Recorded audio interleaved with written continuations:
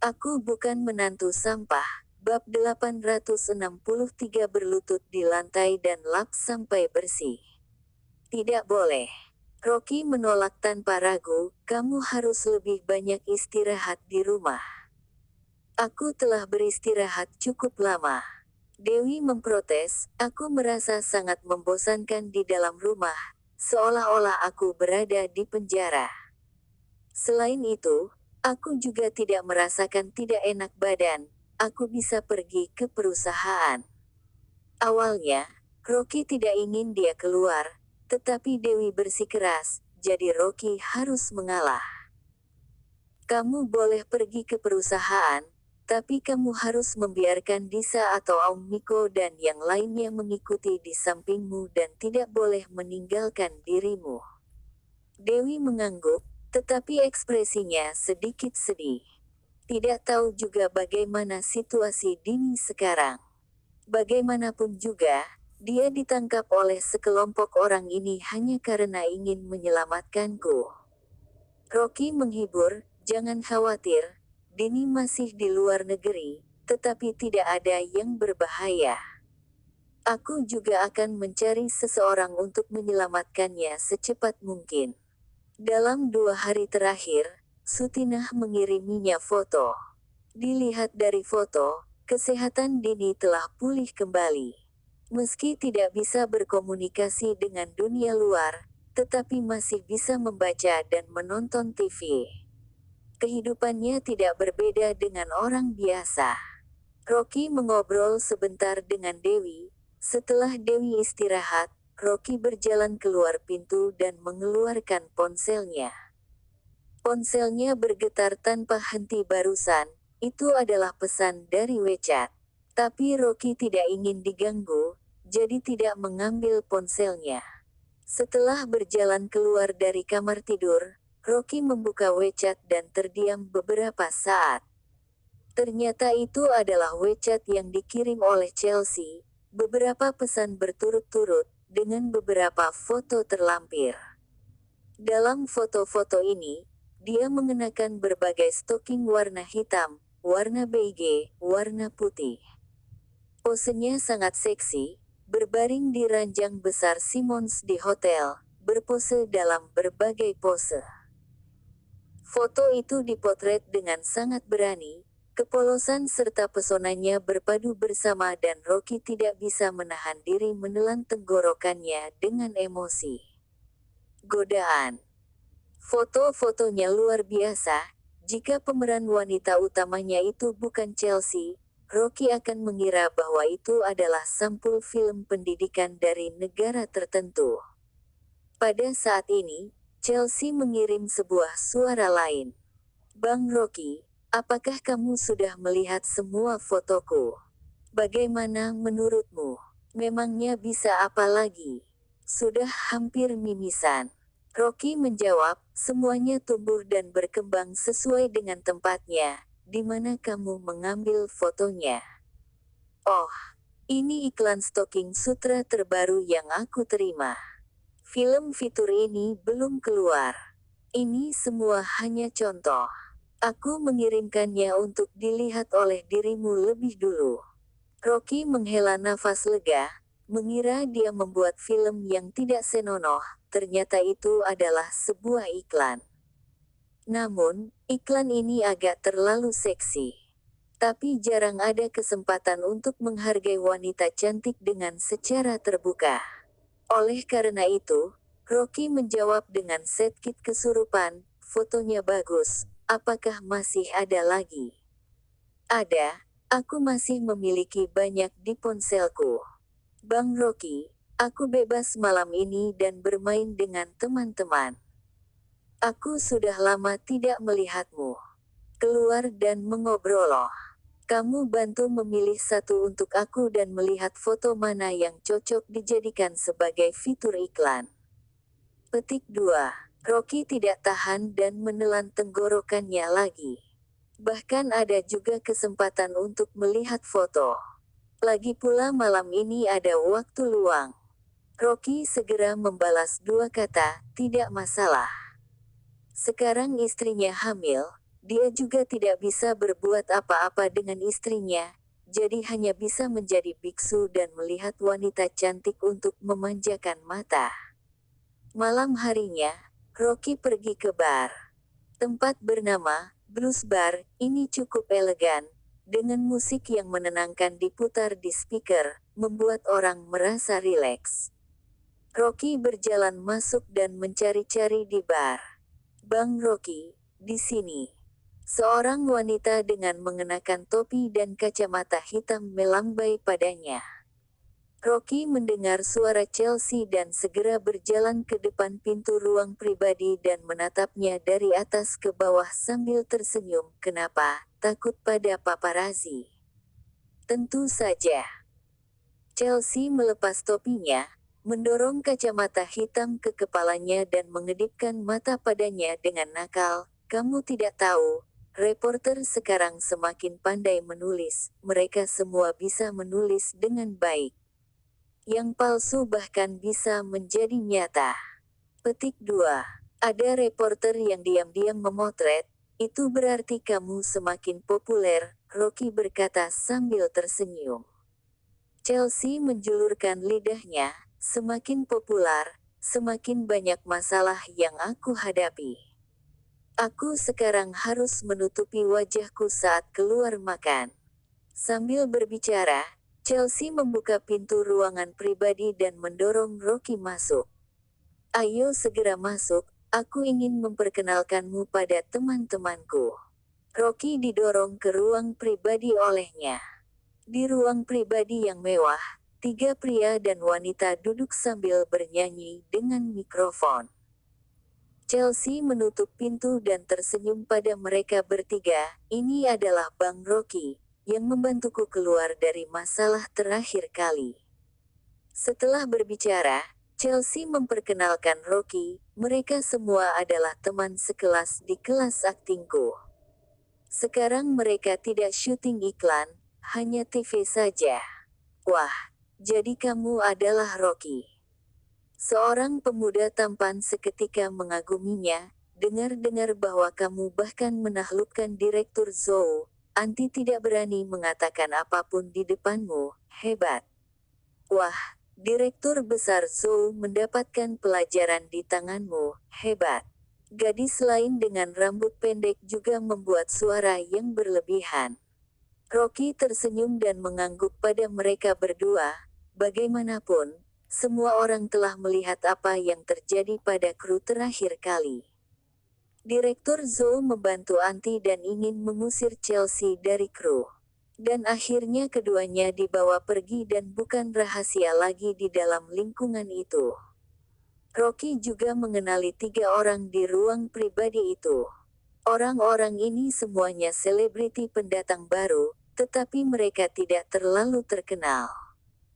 Rocky tersenyum dan berkata, "Tanpa diduga, aku bisa langsung melihat begitu banyak bintang besar begitu datang ke sini, sangat beruntung."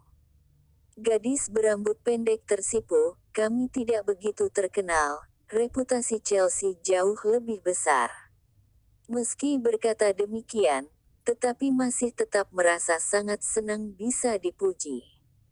Memasuki industri film dan televisi, siapa yang tidak ingin terkenal? Chelsea berkata, "Kalian ngobrol dulu, aku pergi ke kamar mandi." Setelah itu, Chelsea membuka pintu ruang pribadi dan berjalan keluar. Rocky tidak terlalu tertarik pada para selebriti ini, tetapi mereka adalah teman sekelas Chelsea, jadi Rocky hanya bisa mengobrol dengan satu sama lain. Dari obrolan tersebut, bisa diketahui bahwa pria tampan itu bernama Reza. Saat ini, dia baru saja syuting iklan sampo dan tidak begitu terkenal. Gadis berambut pendek di sebelahnya adalah Rista, yang telah syuting 2 serial TV, tetapi tanggapannya kurang baik.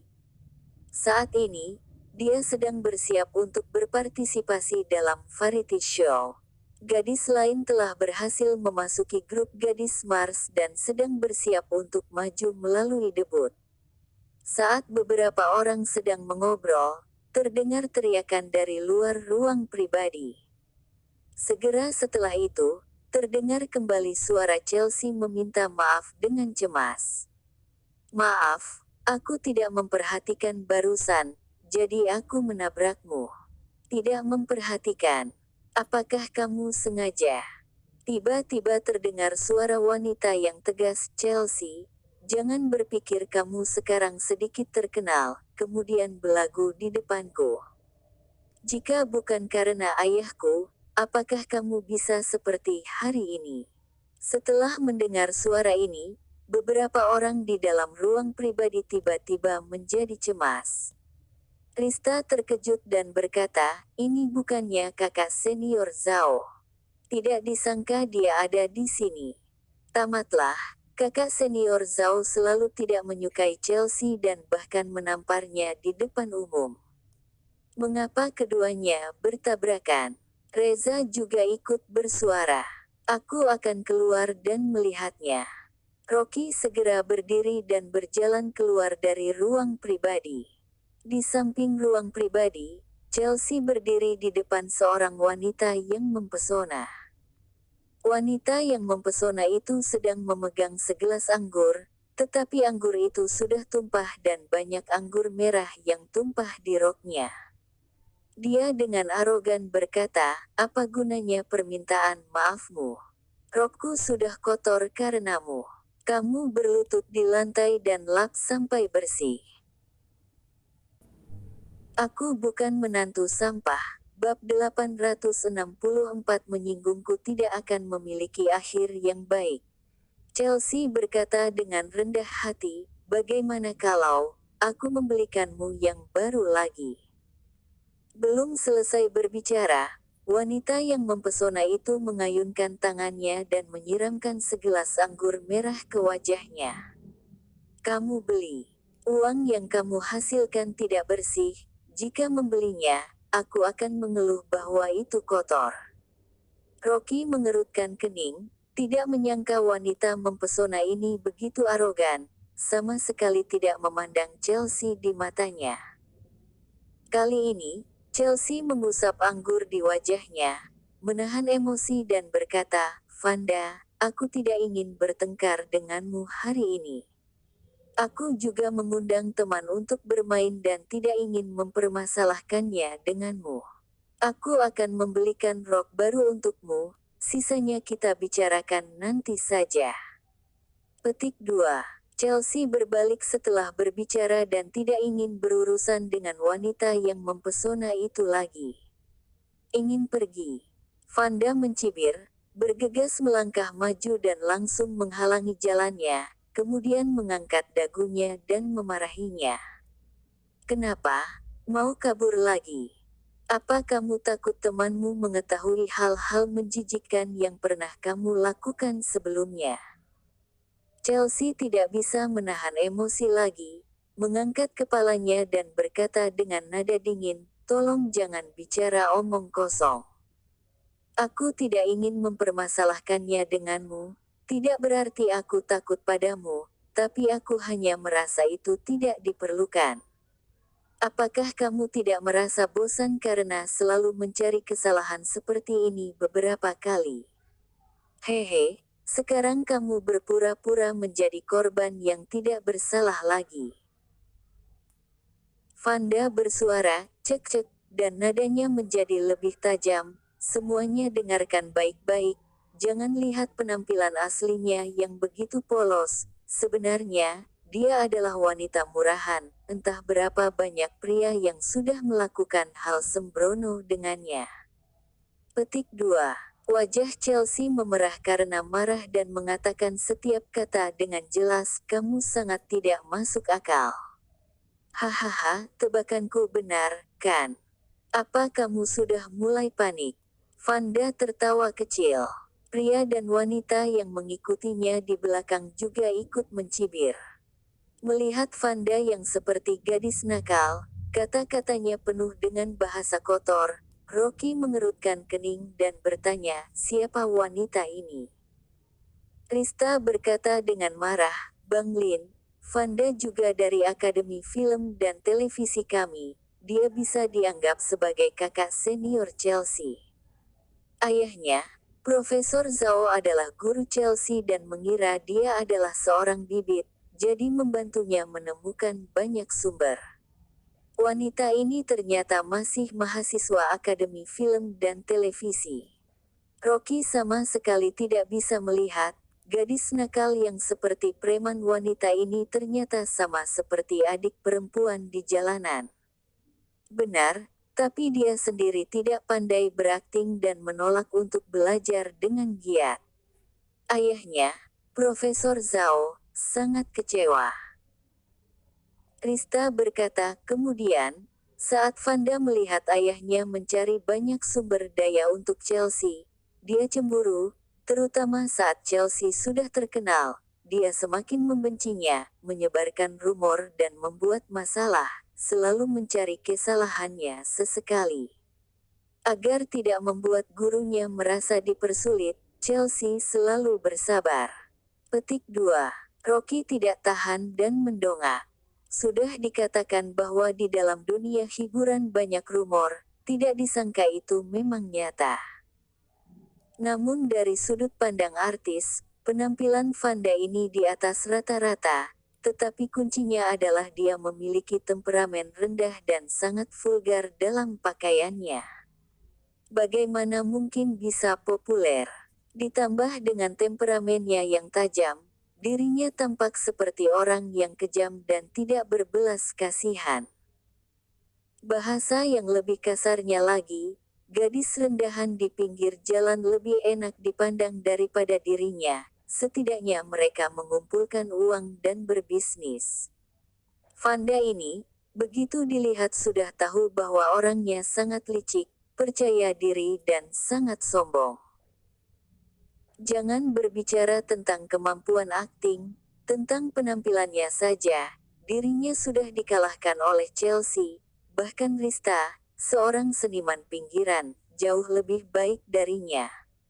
Saat ini, beberapa rekan di belakang Vanda juga mengejek Chelsea. Vanda, ini gadis murahan yang kamu sebutkan di industri hiburan.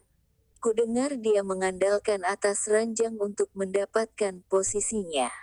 Pantas saja dia menjadi begitu cepat terkenal saat debut. Ternyata ada aturan lisan. Variety show memasak yang baru saja dia terima diperoleh setelah tidur bersama dengan seluruh kelompok program dan kemudian mendapatkannya melalui sponsor elit. Anti tidak sehebat dia. Vanda melipatkan kedua lengannya dan mencibir dengan tatapan merendahkan. Tentu saja, kita tidak memiliki kemampuan melebarkan kaki kita kapanpun dan dimanapun, wanita murahan.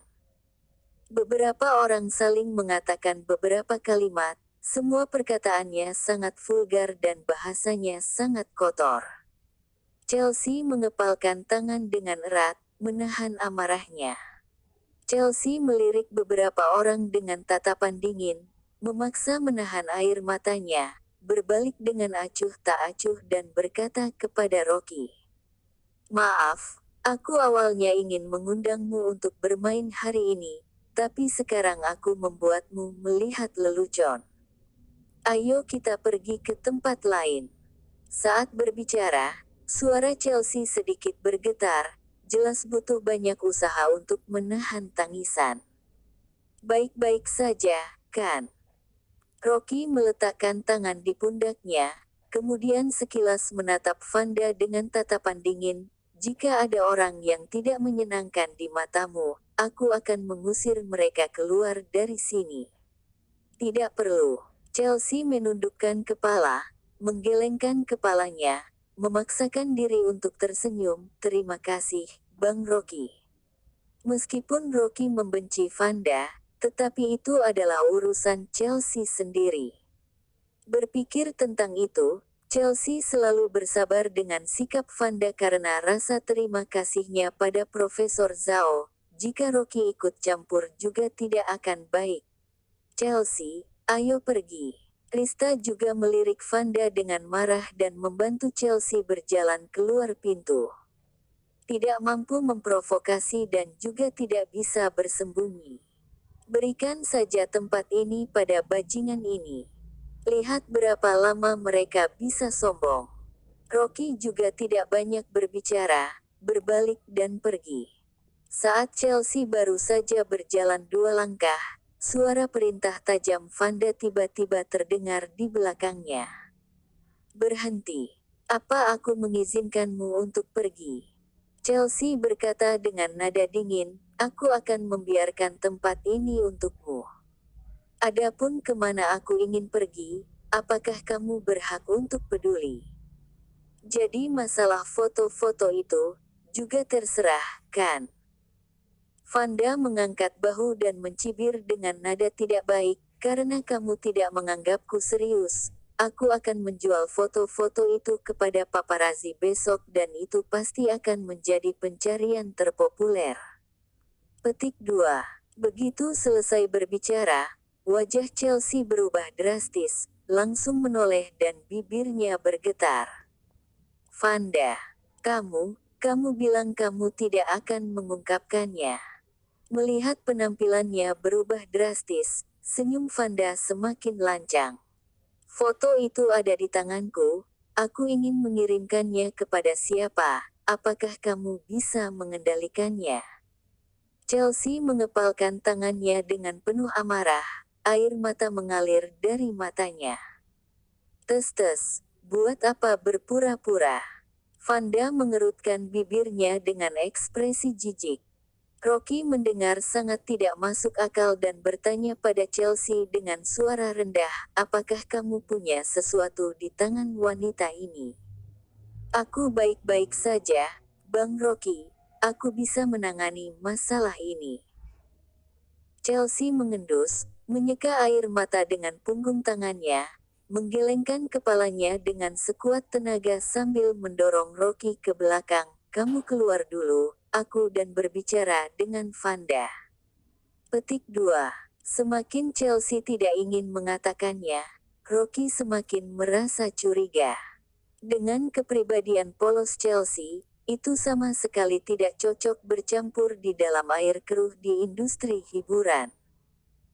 Jika benar-benar ada sesuatu yang jatuh ke tangan Vanda, maka Vanda mungkin akan menggunakan ini sebagai ancaman dan mengajukan sesuatu yang berlebihan.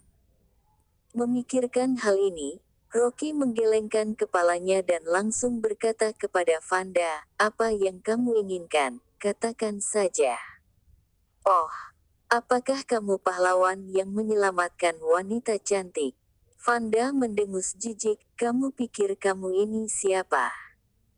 Rocky berkata dengan nada datar, bicaralah dengan baik, kamu tidak pantas untuk mengetahui siapa diriku, kamu hanya perlu tahu, bahwa orang yang menyinggung perasaanku, tidak akan berakhir dengan baik.